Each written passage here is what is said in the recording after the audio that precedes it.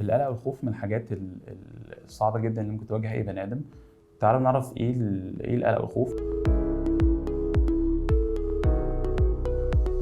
في نوعين من القلق، إن أنا في قلق صحي، أي حد ممكن يتعرض ليه، مثلا زي الطفل وهو صغير بيحب مثلا طول الوقت إن هو ميبقاش قاعد لوحده في الضلمة، يحب يبقى فيه كونتاكت أو يبقى شايف حد طول الوقت. لما يكبر شوية ممكن يبقى خايف مثلا من حاجات زي حيوانات أليفة، يخاف إن هو يقعد في البيت لوحده، ويخاف مثلا من المدرسة. ده حاجات فعلا بتحصل مع بعض الأبناء.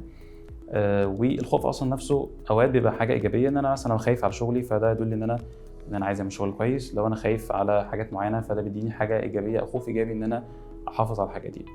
اما الخوف السلبي او خوف الديسوردر او الاضطراب، هو فكره ان انا ابقى طول الوقت خايف ومضطرب.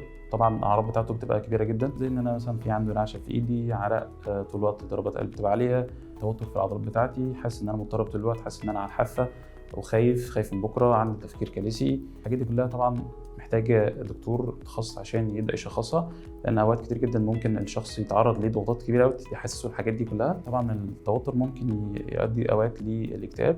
طريقه العلاج في جزء خاص بان احنا نعرف تكنيكس معينه نتعامل معاها، زي تمارين مثلا التنفس وتمارين التعامل، ان احنا نهدي الضغط بتاع العضلات، واوقات ان انا تمارينات او يعني مهارات تنظيم مشاعر في العلاج الجدلي السلوكي، ومهارات فكره التعامل مع الافكار السلبيه في التوتر في العلاج السلوكي المعرفي. وطبعا فكره العلاج بالتقبل والالتزام، ان انا عندي فيه مشكله وازاي اتعامل معاها او ازاي اقبلها. لو حاسس ان انت عندك قلق وتوتر ومش قادر تتعامل معاه، احنا ان شاء الله هنقدر نساعدك. اشوفكم ان شاء الله في موضوعات جديده وشيقه مع كلير.